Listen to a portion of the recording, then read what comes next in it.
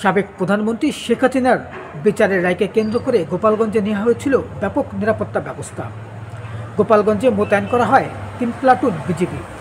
সেই সাথে পুলিশ সহ অন্যান্য আইন শৃঙ্খলা রক্ষাকারী বাহিনী নিয়োজিত ছিল নিরাপত্তার দায়িত্বে।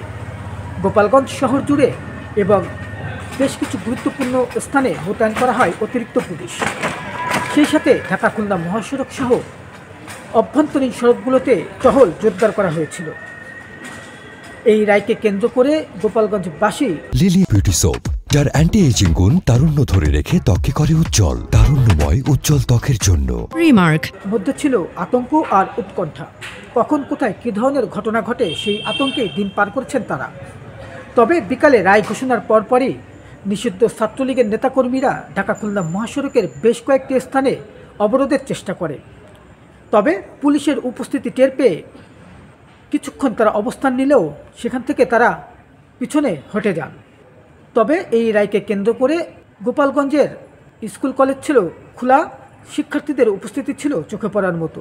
তবে গোপালগঞ্জ বিজ্ঞান ও প্রযুক্তি বিশ্ববিদ্যালয়ে সকল ধরনের পরীক্ষা আর ক্লাস স্থগিত করা হয়।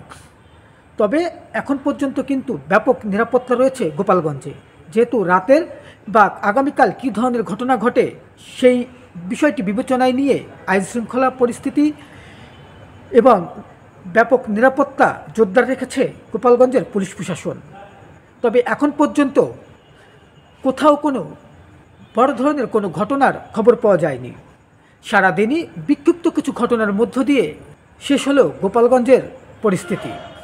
এই ছিল গোপালগঞ্জের শেখ হাসিনার রায়কে কেন্দ্র করে সবশেষ পরিস্থিতি।